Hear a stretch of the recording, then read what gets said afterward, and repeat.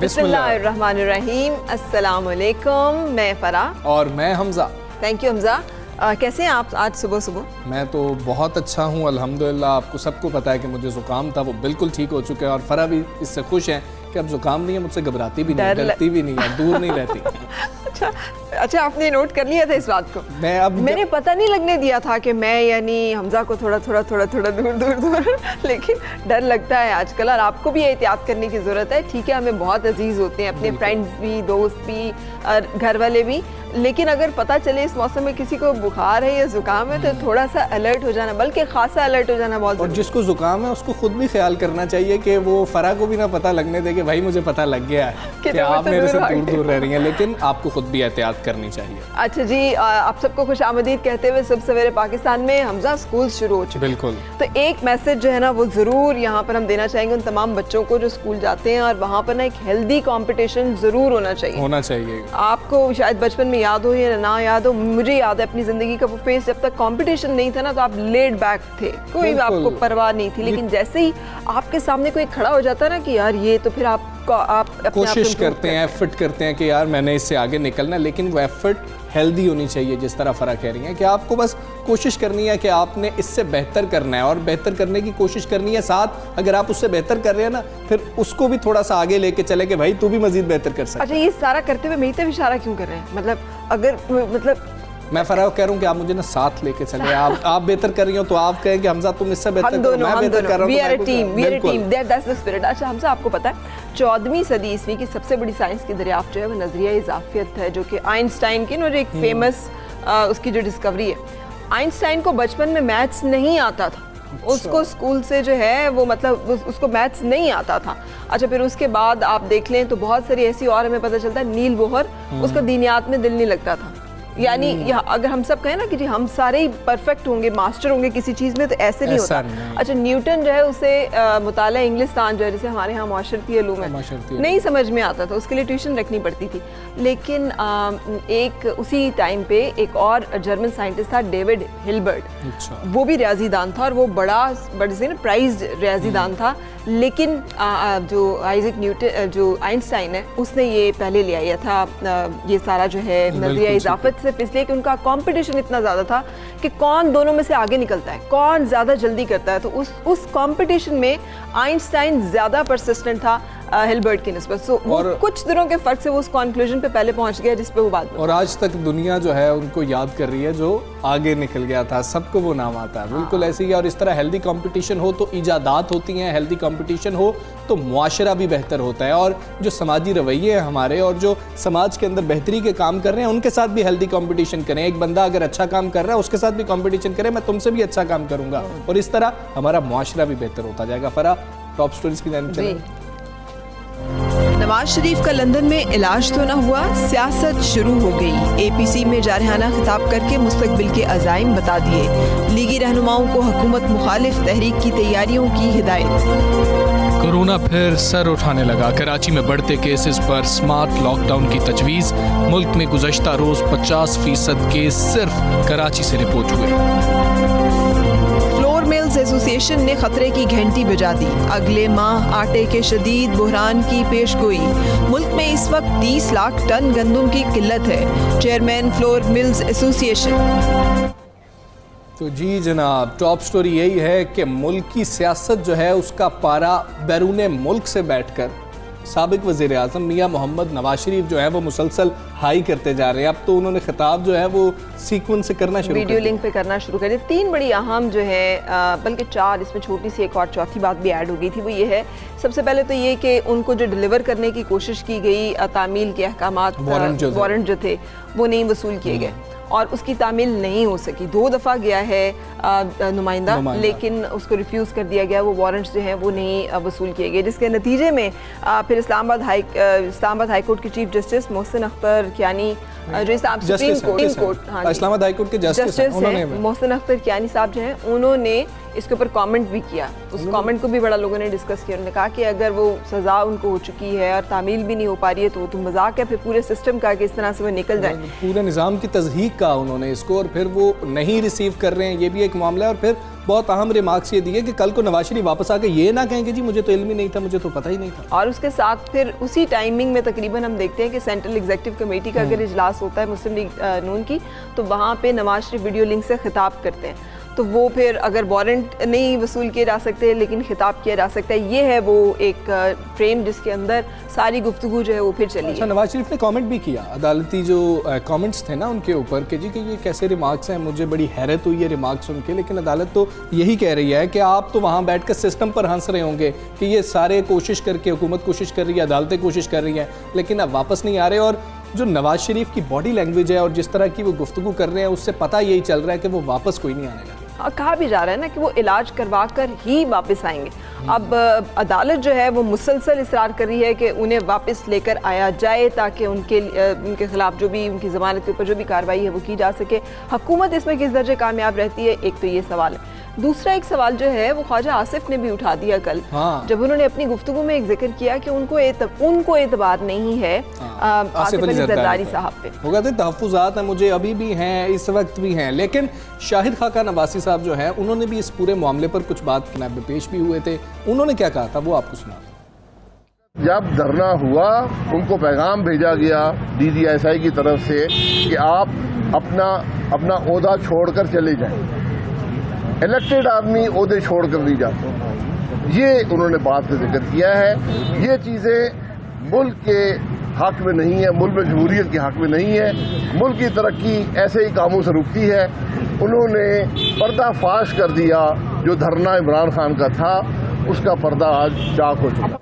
जी, खासी मुतनाज़ा बातें की गई हैं और शाहिद खाका नवासी ने भी वही बातें रिपीट की और ऐसा लग रहा है कि पूरी नून लीग का शायद मौक़िफ़ यही होता जा रहा है। और जब शहबाज शरीफ को गिरफ्तार कर लिया गया था नैब की जानिब से, तब यही कहा जा रहा था कि अब मौक़िफ़ सिर्फ मियां नवाज शरीफ का ही चलेगा, उनका बयानिया चलेगा। लेकिन इस हवाले से हमने बातचीत करनी है। रहनुमा पाकिस्तान मुस्लिम लीग नून राना मशहूद साहब हमारे साथ हैं। राना साहब फरमाइएगा, अदालत की हमने अभी कोर्ट किया है कि अदालत कहती है कि मुल्ज़िम ने निज़ाम को धोखा दिया है। अगर ऐसा नहीं है तो मियां साहब की जो रिपोर्ट्स हैं वो क्यों नहीं मंजर आम पे लाई जाती हैं, और फिर ये वारंट जो है इनको वसूल नहीं किया जा रहा मुसलसल। जैसे पता चल रहा है कि एडिशनल अटॉर्नी जनरल ने जो स्टेटमेंट दी है अदालत में कि वारंट की तामील के लिए पाकिस्तानी हाई कमीशन के अफसरान गए हैं लेकिन वसूल करने से इनकार कर दिया गया। तो ये क्या मामला चल रहा है? बिस्मिल्लाहिर्रहमानिर्रहीम, गुड मॉर्निंग। मियां नवाज शरीफ साहब की जो मेडिकल रिपोर्ट्स हैं ये सारी की सारी अदालतों में भी जमा कराई गई, ये सारी की सारी रिपोर्ट्स हुकूमत को भी जमा कराई गई। और पाकिस्तान की तारीख में ऐसी नज़ीर नहीं मिलती कि आप सुने बगैर फैसला करने की आपको जल्दी हो। और जिस शख्सियत का नाम नवाज शरीफ है, जिस दिन डॉक्टर्स ने उनको फिट करार दे दिया तो ये रुकेंगे नहीं, ये पाकिस्तान वापस आएंगे। ये वही नवाज शरीफ है जो अपनी बेगम साहिबा कलसूम साहिबा को छोड़कर बिस्तरे मर्ग पर पाकिस्तान वापस आए थे। इनकी कमिटमेंट पाकिस्तान के साथ है। और मैं बहैसियत कानूनदान भी ये समझता हूँ कि अदालत ने जो फैसला किया है ये क्या तरीक़ाकार है कि जो 3 दफ़ा का प्राइम मिनिस्टर है, जो सियासत में सियासतदान होते हैं, उनके खिलाफ तो फैसले आ जाते हैं। और यहाँ पर अदालत जो है वो रोज़ बैठ कर के मियाँ नवाज शरीफ को वापस कैसे लाना है। तो कौम तो अब सवाल कर रही है और कौम अब पूछ रही है कि नवाज शरीफ का कसूर है क्या, किस बात के ऊपर, क्योंकि अदालतों के फैसलों में तो क्लियर है कि उनके ऊपर करप्शन तो है नहीं। तो ये जो वेंडेटा है, पॉलिटिकल वेंडेटा, ये कब खत्म होगा और पाकिस्तान में आवाम की आवाज उठाने की कब तक सजा? आप बहुत करीब रहे हैं मियां मोहम्मद शहबाज शरीफ साहब के। जब 2008 से 2013 तक वो वज़ीर आला थे तब तो आप खासे करीब भी थे उनके, और फिर शीन लीग नून लीग की बात हो रही थी। लेकिन अब ये बता दीजिएगा कि तो मीम लीग की भी बात हो रही है। हाँ, मीम लीग की भी बात हो रही है, लेकिन अब ये बता दीजिए कि मुस्लिम लीग लंदन जो है वो अगले इंतखाबात तक मुस्लिम लीग को लीड करेगी, चाहे वो नून है, शीना या जो भी है। अब नवाज शरीफ एक शख्सियत का नाम नहीं है, एक नजरिए का नाम है, और वो नजरिया है पाकिस्तान के इस्तेकाम और खुशहाली का नजरिया। तो मियां नवाज शरीफ साहब को सियासत से ना तो आउट किया जा सकता है, ना ही और दूसरी बात यह है कि शहबाज शरीफ साहब जिनको सदर बनाया गया था, जिस तरह शहबाज शरीफ साहब को अंदर कर दिया गया, जिस तरह हमजा शहबाज को पिछले 1.5 साल से अंदर रखा हुआ है, जिस तरह इस खानदान के खिलाफ झूठे मुकदमात बनाए जा रहे हैं, और ये हुकूमत कुछ और नहीं कर रही, ये हुकूमत सिर्फ मुकदमा खेल रही है। ये हुकूमत जो है सिर्फ और सिर्फ इंतकाम के ऊपर बिलीव कर रही है।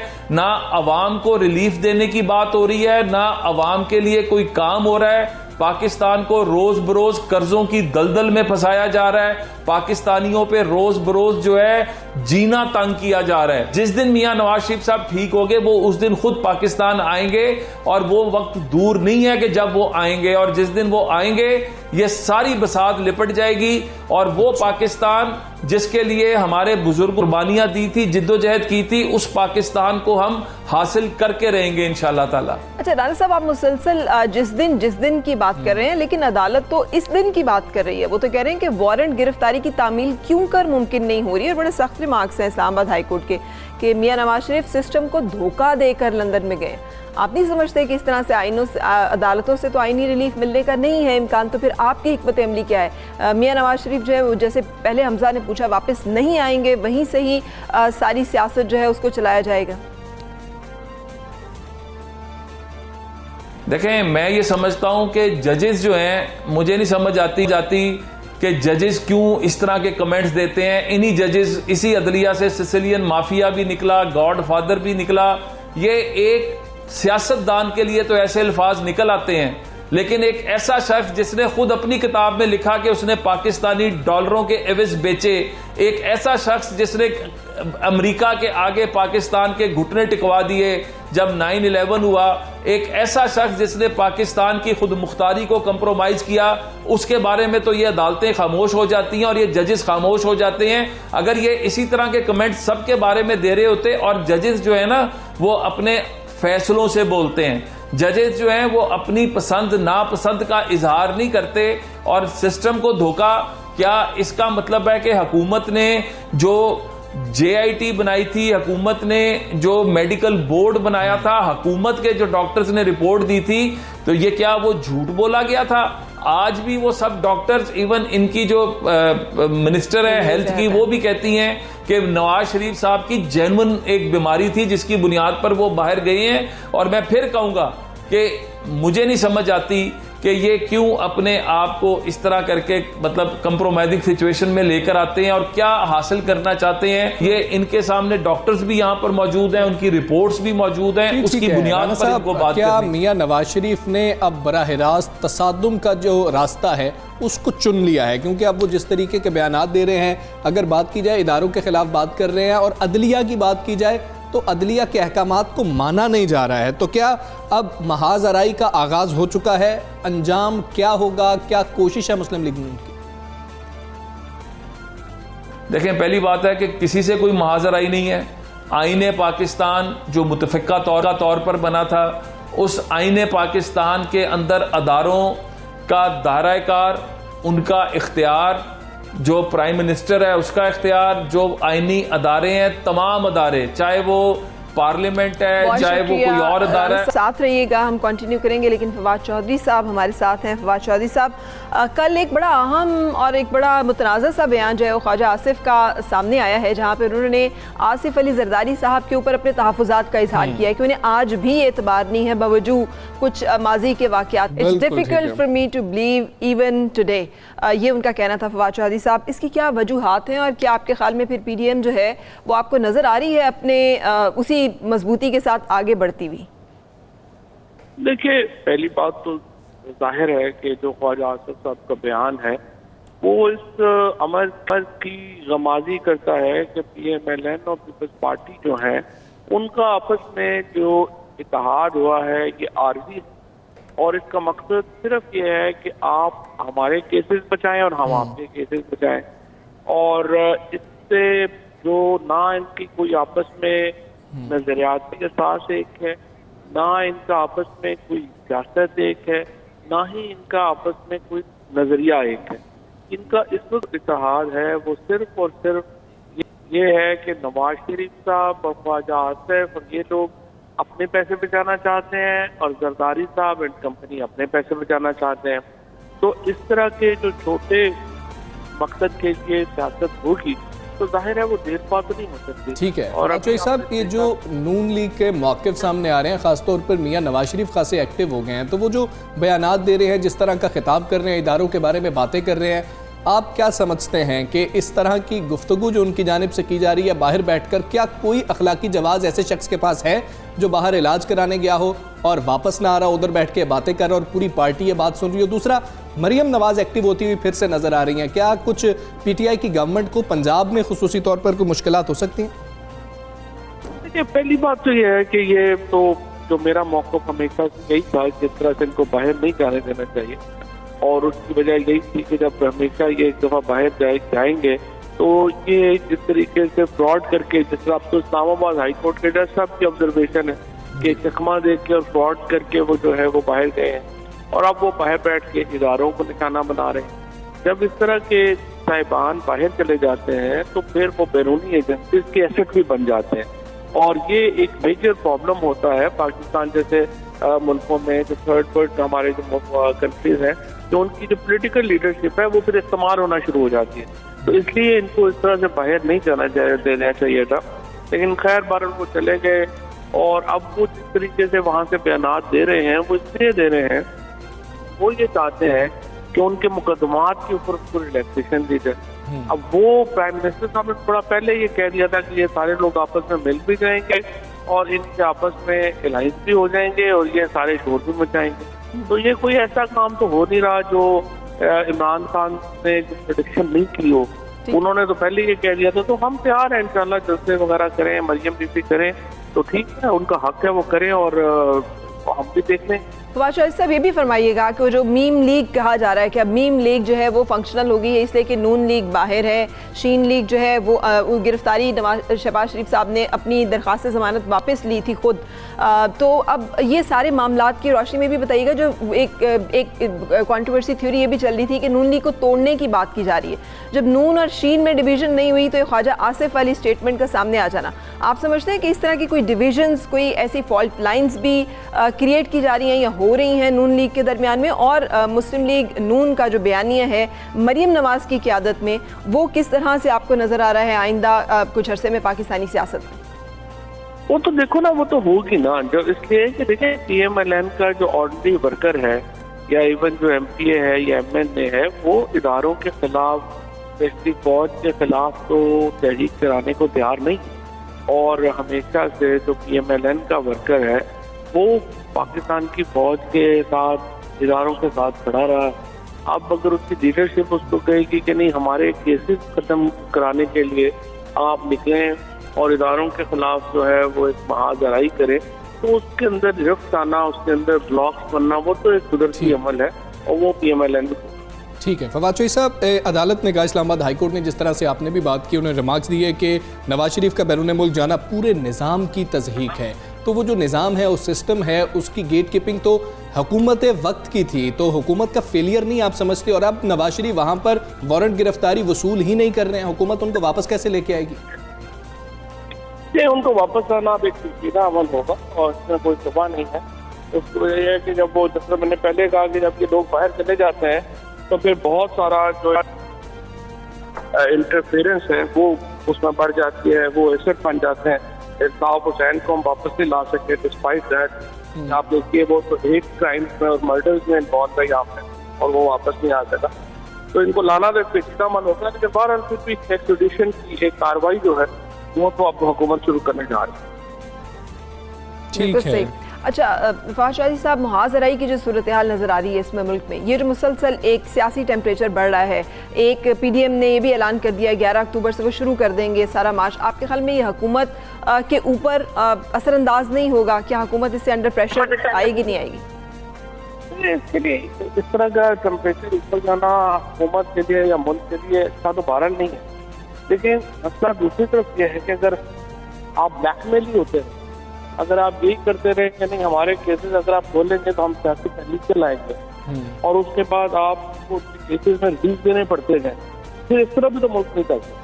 तो मेरा ये ख्याल है कि ये वक्त है इस सीट को लेना और एक दफा हमें केसेस को कंक्लूड करना चाहिए। जी ठीक है, फवाद चौधरी साहब हमारे साथ मौजूद थे, बहुत शुक्रिया आपका। और इस मामले पर वो बात कर रहे थे और वो ये कह रहे थे कि हाईकोर्ट के रिमार्क्स बिल्कुल ठीक है और बाहर जब बंदा चला जाता है उसको वापस लाना बड़ा ही मुश्किल हो जाता है, जो कि ऑब्वियसली हमने देखा भी है। उन्होंने खुद अल्ताफ हुसैन का हवाला दिया है। चाहे अब जो हम बात करने जा रहे हैं ये इसका ताल्लुक सिंध हुकूमत से है, जहाँ पर के कराची की अगर सूरत हाल की बात की जाए, NCOC में भी ये मामला डिस्कस हुआ कि वहाँ पे कोरोना के केसेस हैं उनकी तादाद में इजाफे के पेश नज़र स्मार्ट लॉकडाउन जो है वो दोबारा से लगाया जा सकता है। अब इस हवाले से स्कूल खोलने के फैसले में क्या पेशरफ्त रहेगी, क्या स्कूल खोले जाएंगे, बंद किए जाएंगे, ये हम इंफॉर्मेशन लेंगे और जानेंगे।